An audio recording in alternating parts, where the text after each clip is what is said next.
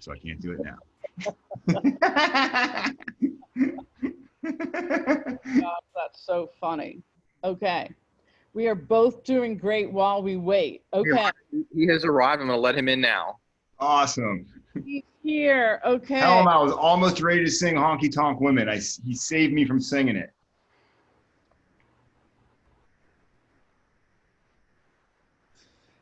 Okay, Brad, you're here?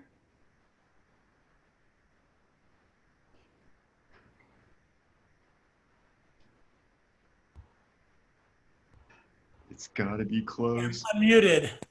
I'm sorry. I'm sorry. Okay, Brad, you cannot believe what I've been doing. I did a puppet show. Yeah. Thing. I almost had to start singing Honky Tonk Women. This close. I apologize for being so late. I was doing a podcast that we got into a discussion. I'll put that in quotes. So we're going to riff into a discussion here. Let's go. I already did an overview. I already told people what you're up to. I did as much entertaining as possible. Of course, Mike Stubler immediately said, what about this marathon running? I mean, Yeah. already passed everything. So I have begged you to come to Pittsburgh to work in the marathon, to run in the marathon, and that has not occurred. So I did the Philadelphia Marathon. So I think I have to do all states before I can come back and do Pittsburgh, according to Amy. Like, maybe I could, but I'm doing, you know what? I'm doing a half marathon in every state. So when marathons start happening again, remind me and I'll come to Pittsburgh for the half marathon. okay, that's really what we need. So listen, I started talking about your book. I read it in its entirety. It's all highlighted. I wrote all over it. I think I've read almost everything that you've written, and we are going to jump in, okay? I want to talk about this book, okay? The Startup Community Way, which I was thrilled about that you included COVID. You were able to weave in COVID and get the book out by July. So let's talk about this. Like, first of all, the book is really, once again, I think pretty provocative. And for those of us who are living in Pittsburgh and trying to build these ecosystems, I want to jump in. You based this book, which was written with Ian Hathaway, which is a good job on getting Ian because he's a good researcher. He's also an investor and I think an entrepreneur. He's been thinking a lot about writing about cities. So talk about the book, like in terms of the premise around complexity. So we ended up building the entirety of the book on top of complexity theory and the idea of a complex system. And I'm going to define it with an example so we all have the same starting point. So there are three primary types of systems: a simple system, a complicated system, and a complex system. A simple system is making a cup of coffee. You put beans in, you get coffee out. Machines might be a little different. Beans could be different. Maybe you have milk and sugar, but it's coffee. Might not be good coffee, but you get coffee out. That's a simple system. A complicated system is doing your monthly financials. Lots more steps, don't have to be done in a particular order. In the end, you get a balance sheet, income statement, cash flow. Making a Boeing 777 is a complicated system. Once you've figured out how to design it and what you want to do, you have a playbook, you have a recipe, you have a plan, a bunch of inputs in, 777 out. Raising a child is a complex system. Tell me about it. Really. We've all been children or we have children. And on the day your child is born, if you say, at 25, my child will be, and then a list of attributes, and then you try to manage the child to get to those attributes by the time they're 25, probably all you're doing is going to generate a lot of need for therapy for that child. It's a complex system. Startup community is a complex system. One of the discussions I was in this podcast that we'll see how much of it he cuts, that just kept going, was this idea that, hey, Brad, when you got together with your friends in Boulder in 1996, like, what was your plan for the Boulder startup community? And the answer was, the plan was to help each other succeed.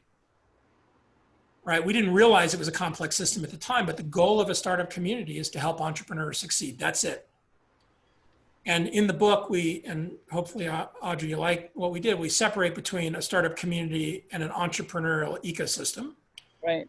And we define, again, very clearly that in the startup community, the goal is to help entrepreneurs succeed. In the entrepreneurial ecosystem, you have other goals because a lot of the participants, a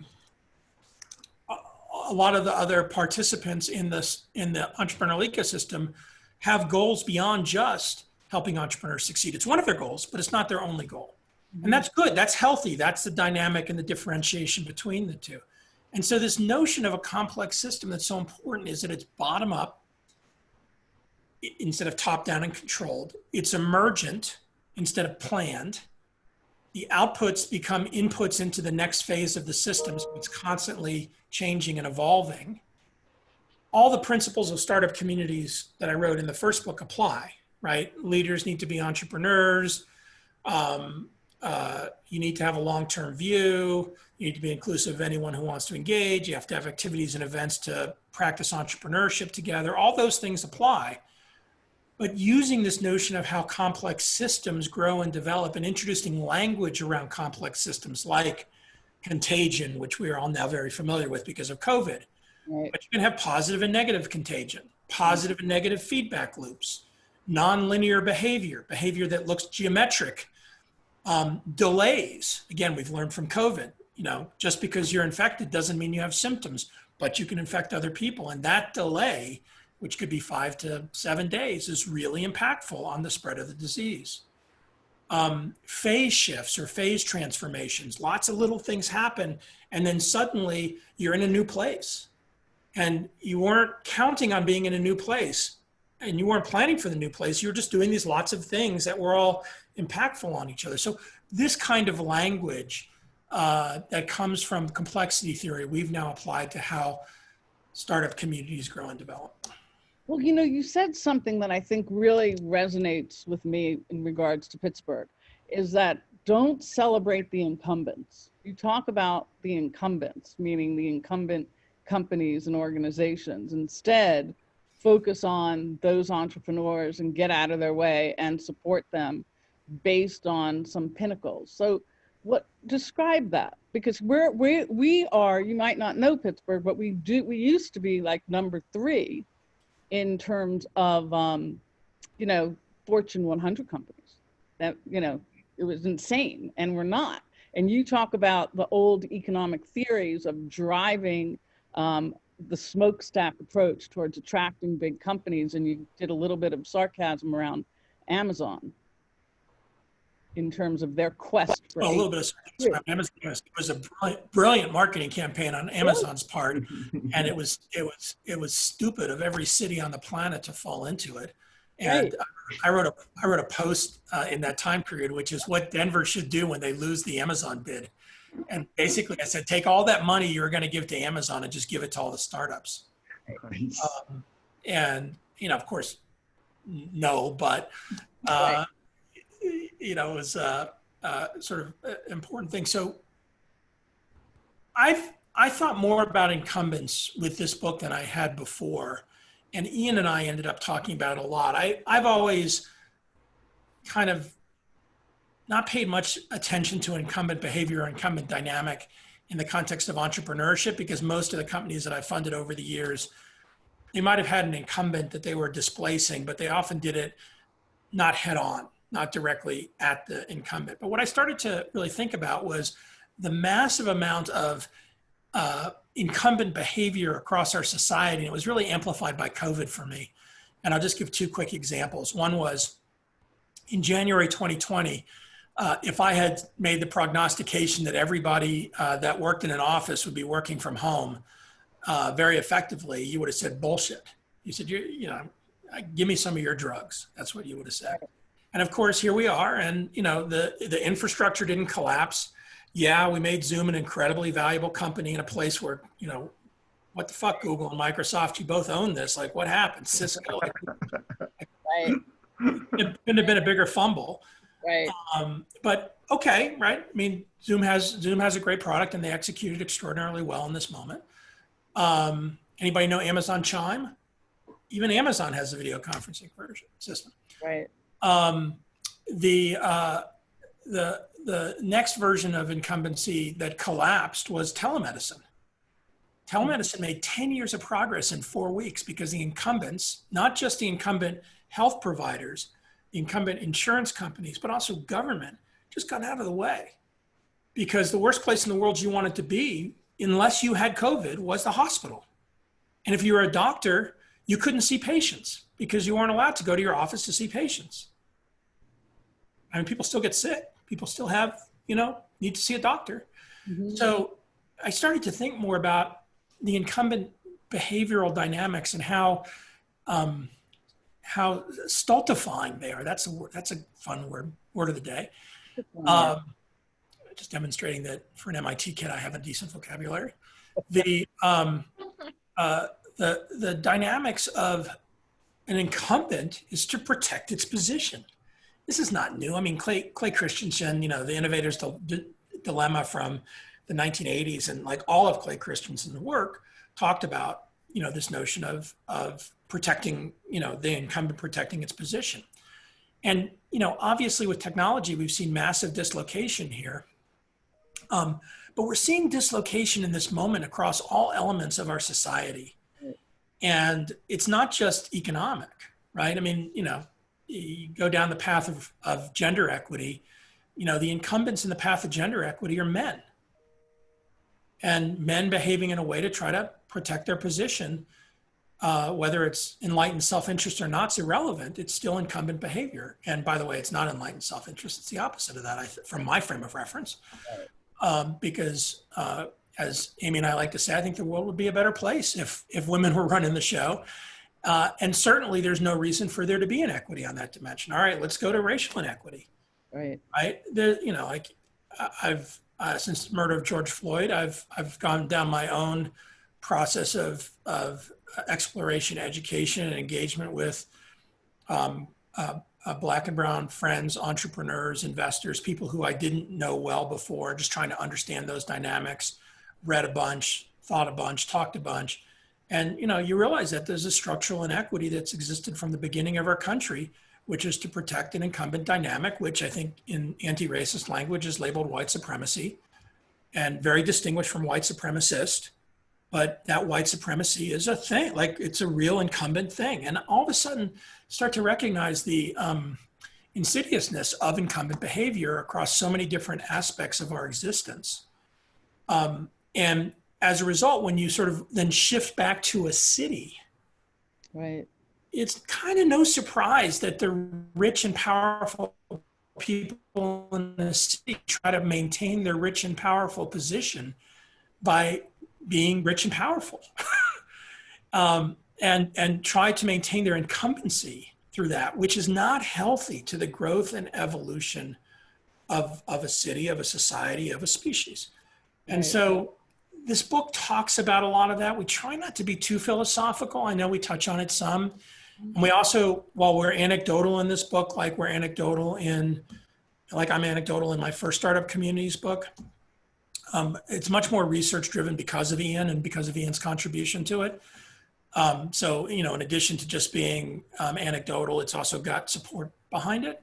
And one of the things that it led me to, and I think it's going to be very important in this moment of the evolution of the human species, is not just incumbent behavior to defend one's position, whether it's income inequity, gender inequity, racial inequity, some other inequity, ageism, sort of the place that I've been poked on recently by a couple of, I'm in my mid 50s and I talk about ageism not very much. And then I had several women in their mid 50s and one woman in her 60s basically say, do you know how fucking hard it is to be an entrepreneur if you're a woman in your 60s? Mm-hmm. Like, it's already hard enough to be an entrepreneur if you're a woman. Now it's even harder because you're a woman in your 60s. Right. Like, and then, well, let me tell you why it's harder. And the reason why it's harder for a woman in her 60s versus a man in her 60s, when told by a woman to a man, is pretty profound. You're like, huh, got it. And so, you know, my own learning around this dynamic has, even since it's really been triggered, I think, by my experience with COVID, has been very powerful because it's all built on many of the same constructs. And that makes me feel like we found some good constructs for how things evolve. It doesn't necessarily mean that we found good solutions to the inequities. I don't feel like I have expertise around that, but again, from the bottom up, it feels like there's all of a sudden a way, an approach to start to impact these things.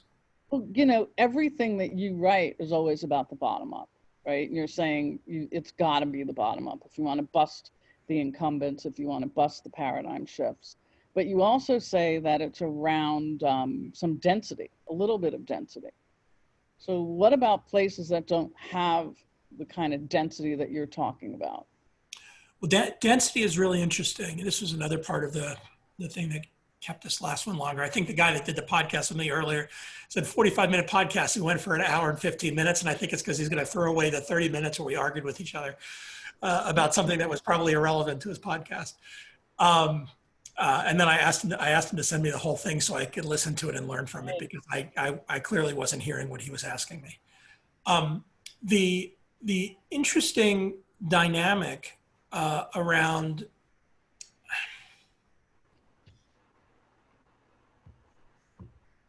I would say I want to answer the question a little differently.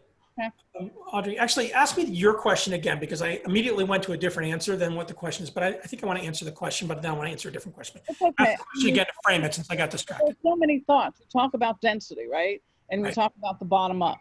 And so I split into two different things, right? So the thing that I split to was virtual, the idea of virtual startup communities. But the thing that I want to use to answer your question is what I've learned about rural startup communities, and I learned from my experience in Colorado. So about 5 years ago, Colorado is a state where 70% of the population lives in 4 cities in the Front Range of Colorado. And then the rest, there's one other big city, Grand Junction, which is in Western Colorado, but then the rest of the city population or state population is distributed across rural Colorado, or non-urban Colorado, as many of my friends in non-urban Colorado like to call it, instead of rural Colorado.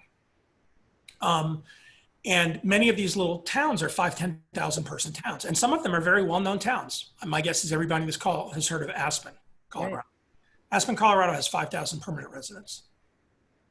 That's it, 5,000. It has 2 million people a year that go through it, because of the ski slopes, because of the Aspen Institute, because of lots and lots of arts and music stuff, lots of tourism, lots of intellectual activities, lots of people who have second homes there, lots of their friends who come through. It's still a tiny little place. If you drew a circle around Aspen that had a radius of 50 miles, so Aspen's in the middle, just radius of 50 miles circle, you get a population of about 75,000 people. And that's it's an area called the Roaring Fork Valley. It includes little towns you've probably not heard of, like Carbondale or Basalt or Glenwood Springs. You might have heard of Glenwood Springs. They just had a huge fire. It's probably national news.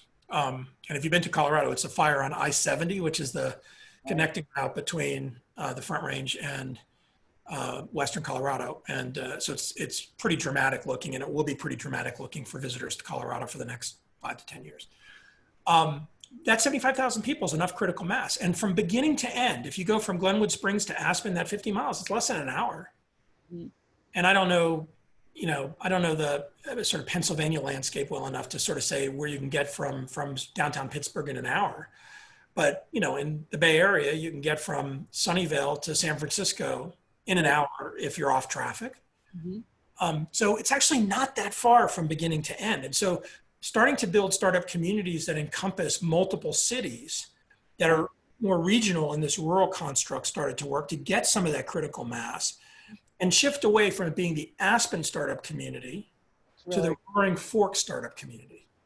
So instead of the well-known famous place, building an identity around the whole place, and then doing things like using the 2 million people a year that come through Aspen to be part of the dynamic of what's going on in that startup community. So I started with place, and we talk about this in the second edition of Startup Communities. I have a whole chapter on rural startup communities. And in Startup Community Way, you can see us, and I'm sure you probably saw it in a few places, we drift away from place. Place is still very important. And we use the phrase topophilia, which I learned from John Hickenlooper, who was our governor for 8 years in Colorado and is an entrepreneur. And topophilia means love of place. So I learned that word and the importance of that word in sort of a very, very deep way.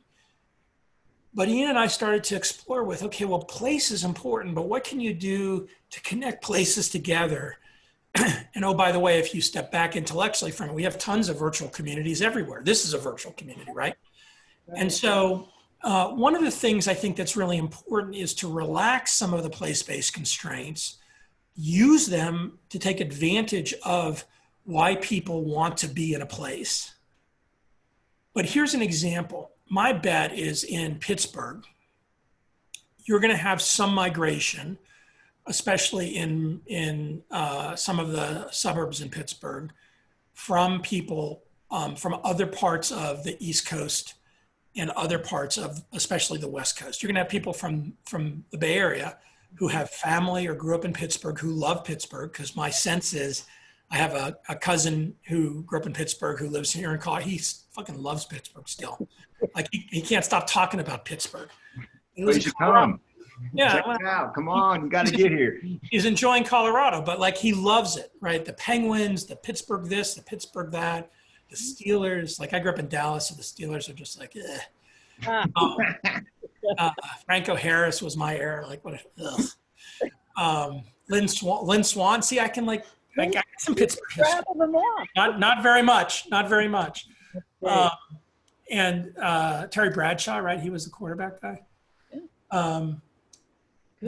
But the interesting thing, of course, is that you will have people who want to be close to their parents now. Right. You will have people who can work anywhere they want because all the major tech companies have said work anywhere you want, and they will move back.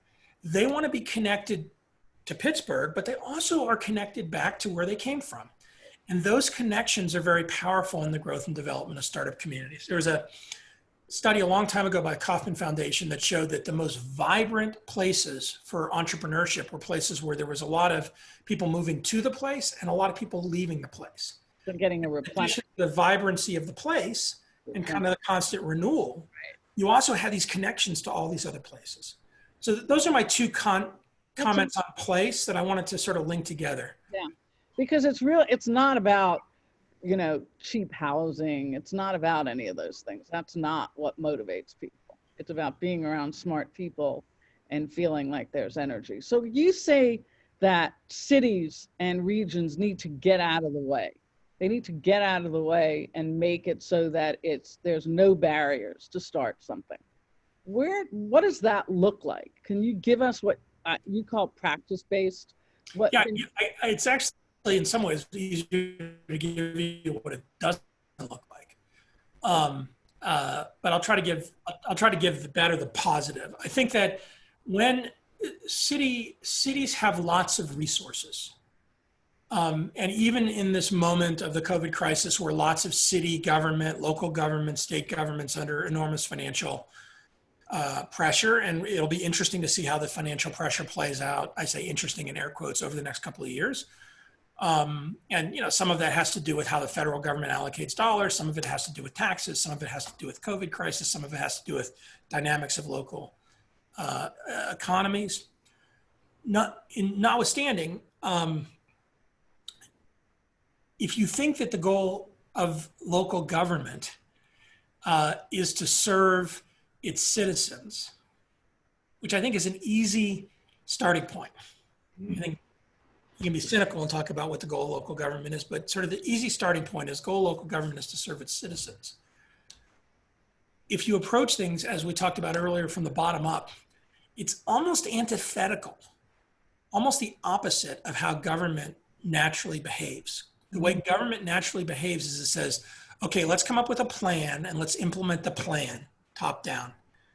And let's listen to people, but then let's tell them what we need to do. And let's put policies in place that cause them to do these things. And those policies are top-down policies that oftentimes it's politics, right? They're politicized. They benefit one over another. Whoever was louder, whoever had more influence got something over somebody else. They don't necessarily have equity built in categorically because people in incumbent positions don't necessarily think about things that way. And so from a startup community perspective, I started in 2012 and I said, basically, hey, city and state government, please just start by doing no harm. Just do no harm. And, right? Well, theirs was do no evil. I was the Hippocratic Oath. I brought it to medicine. And, Google do no evil, like such an interesting head fake, in the context of a mantra, right? Facebook's head fake is the same. We're connecting the world, except for we're connecting the world in a whole bunch of stratified silos where they hate each other. So, this challenge that exists, like you can have an aspirational goal, but that aspirational goal doesn't necessarily link up to what happens because we're dealing with, again, complex systems. And so when I started, and I was using Boulder as the example in that first book, my experience in Boulder was the city government did nothing to help the startup community. If anything, tried to slow it down. We have building height requirements in Boulder, so we can't really have a lot of critical mass of buildings, which probably now serves us well in the world of completely virtual. Right. We had a lot of situations over the years where the city would wander in and create complicated tax schemes to try to extract money from tech companies because they look different than physical retail companies. So the e-commerce tech stuff, the SaaS tech stuff, tech stuff. There were all of these sort of weird things that sort of got in the way. And the answer was just get out of the way, leave it alone, let it sort of do its own thing. Today, of course, 2020, one of the issues is there's a lot of people in Boulder who have been in Boulder since the 1970s are like, gosh, we really wish Boulder was like it was in the 1970s. We wish there weren't all these young tech people here. All these young people on our trails, all these young people paying taxes that allow us to maintain our trails, all these young people earning $100,000 a year so that they can eat at the fancy restaurants that we like, but they're crowded and we have to actually get a reservation for the fancy restaurant because it's popular. Like this sort of inverse view. And so then you start as sort of a people constituency of the city to try to slow that down or to change that kind of dynamic. And then the city, of course, is influenced by that. Those are the negative kind of cycles. I learned a lot. There actually are a lot of things that a city can do that are very positive for the startup community. In the same way that there's a lot of very positive things a university can do for startup community. And some of it is just to recognize what resources the city has that the marginal utility of those resources are zero. The marginal cost of those resources are zero. One of my favorites is physical space. The marginal cost of physical space is very low for a university. And yet universities don't open up their unused physical spaces to the local community. But if they did, it would get the local community involved in the university more, overlap them more with students from the university. And all of a sudden, if I'm an entrepreneur and I'm trying to do something for 100 or 200 people, somebody says, hey, you can have this space for free on campus. My marginal cost, I'm going to have to clean it anyway. Yeah, you have to provide your own food and stuff like that because you're going to have to do that anyway. But the marginal cost of space is nothing. All of a sudden, you get this intersection between your community and the university, which, by the way, don't you want as a university and don't you want as a startup community? I like to say the same thing with government. Can do the same sorts of things. In Denver, there's an absolutely magnificent thing called the Downtown Denver Partnership, led by a woman named Tammy Dorr, whose basically goal was to help people in Denver that were startups navigate their way around Denver. And it was a free resource. And basically like, yep, we got a lot of shit that's hard to navigate. My job is to help you navigate. And of course, Tammy became a leader in the Denver startup community. They ended up creating a physical co-working space called Commons on Champa. Many of the nonprofits that were doing things around entrepreneurship and innovation and economic development located in that building, which of course just made it more efficient for everybody because they were all in the same physical space again. They were able to interact with each other. They didn't view it as a zero-sum game. Oh, I get this and you don't get that. Therefore, they viewed it as a collaborative phenomenon with entrepreneurs. And one last comment on this thread.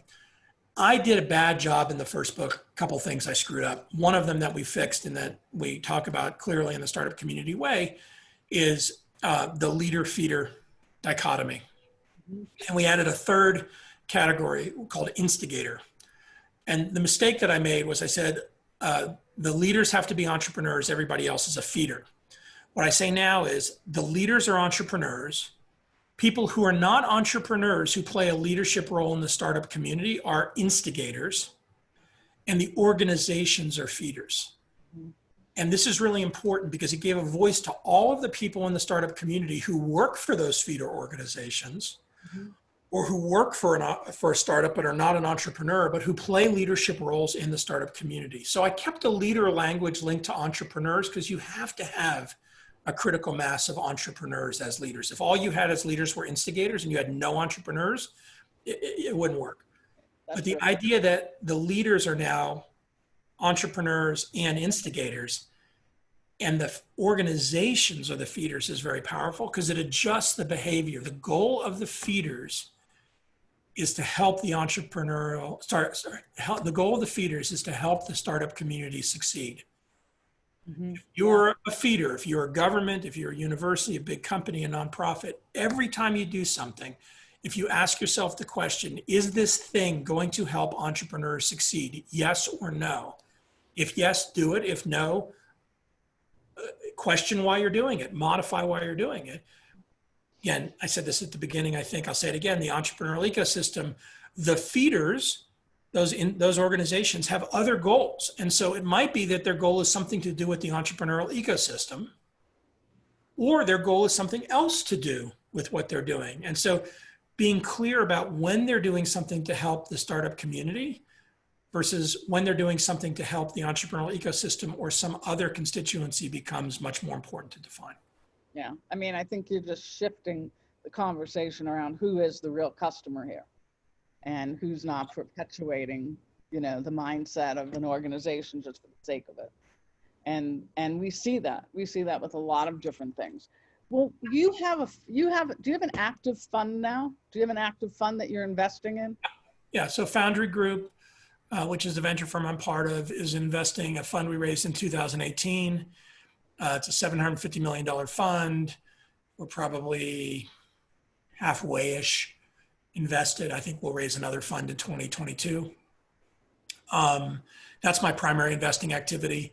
Techstars, which I'm a co-founder of, also makes about 500 investments a year, has very active funds. And those investments are made through the accelerator programs, but also in companies that come out of the accelerator programs. Do you make investments in companies that don't come out of the accelerator programs? Techstars does not, Foundry does. So if we had deals here in Pittsburgh that we would love for you to know about. Email me, brad@feld.com. Okay. And just start to throw those things at you. So I'm very good at saying no. I say no 100 times a day. So I'm quick at saying no. And if it's interesting, I engage. And if it's not interesting for whatever reason, I try to be responsive to everybody. That's great. That's great. So before we wrap up, and I'm actually going to tell everyone they need to read this book. Anyone who's in this world that we're in really needs to read this. It's very timely. There's a bunch of frameworks that I think are very, very helpful for me in the role that I'm in. So I really thank you for that, Brad, and turning my head upside down. But you also take care of yourself. Can you just talk a little bit about, you've been very candid over the years about how important it is to take care of yourself. So as an entrepreneur, as an investor, as someone who works maniacal hours, you have opened the door for people to have healthier conversations around their own mental health status. And I applaud you for that. I've been following that for a long time. And your candor has served as a great role model. Can you share anything? I know you go off the grid. I know you've done some things that are very intentional. But the more you talk about that, the more you help all of us. Thanks. Well, I do go off the grid once a week for a quarter. I just got back. If you go to feld.com, I'll put the link up. My blog post from today is the books I read. When I go, just specifically what I try to do when I go off grid for a quarter or for a week is no phone, no email, no work.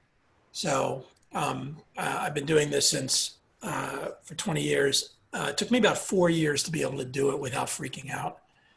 And now I decide I'm off grid, and then when I come back, it's super easy.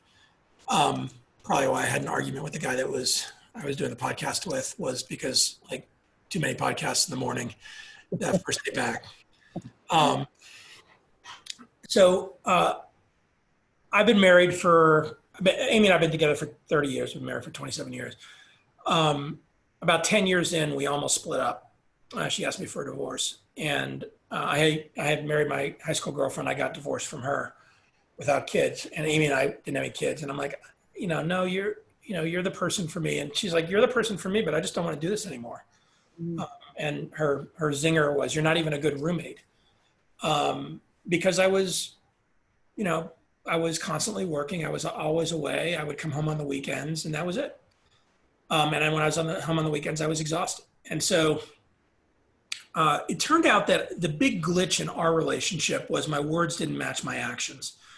And when I say that, it's not an issue of fidelity or behavior, in ways where, I was crossing boundary lines that were could be viewed as inappropriate. But I would say things like, you're the most important person in the world to me. And then my phone would ring and I'd say, hang on a sec. And I'd answer my phone. I was 30 minutes late to everything because I just had one more phone call, one more email, one more whatever. And so I wasn't prioritizing her over everything else. And so, we started down this path. We wrote a book together in 2013 called The Startup Life. And so I won't torture you with our history. And then I just did a podcast recently with Tim Ferriss. I heard it. He is the master of the long form podcast. And, like 30 minutes in, I'm like, come on, Tim, give me like something fun to talk about other than all my business fuck ups and my challenges with my relationship and depression. But for a long time, I've struggled with anxiety. My clinical disorder is obsessive compulsive disorder. And as part of struggling with anxiety, I've tipped into deep depression a number of times against the backdrop of a very successful, very privileged, very comfortable life. And at some point I got very depressed in 2013 when I was 47.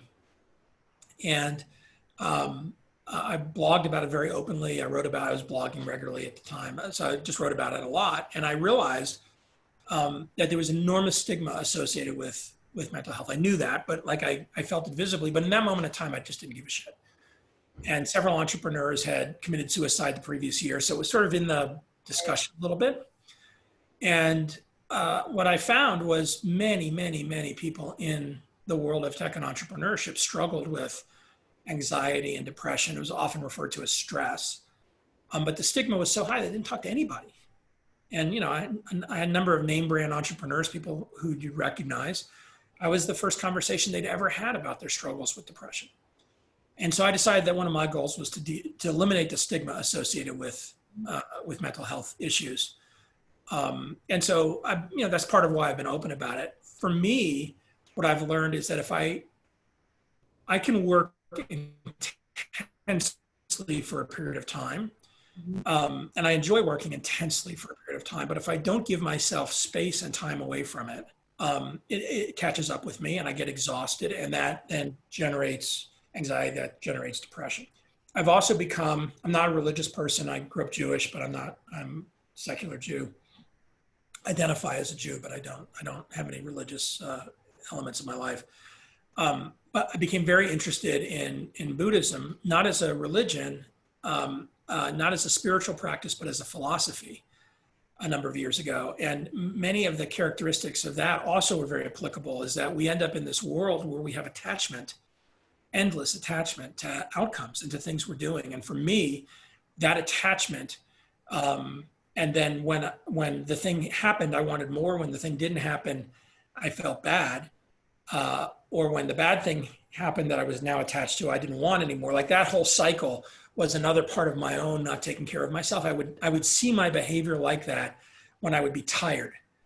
And so I learned how to deal with that through a bunch of mechanisms. Some of it's, mechanisms that Amy and I came up with, like a week off the grid every quarter, which, by the way, if you can't do a week off the grid, do a long weekend. If you can't do a long weekend, do a 2-day weekend. If you can't do a 2-day weekend, do 1 day.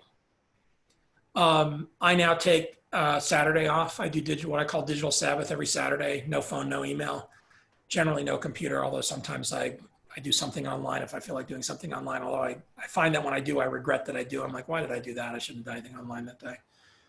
And I just try to take care of myself and, you know, kind of allow myself to have not all of the things that are suppressing me emotionally, so that when I'm encountering, which I encounter regularly, things that are hard, things that are disappointments, things that don't work, things that are challenging, I have the resilience to deal with them.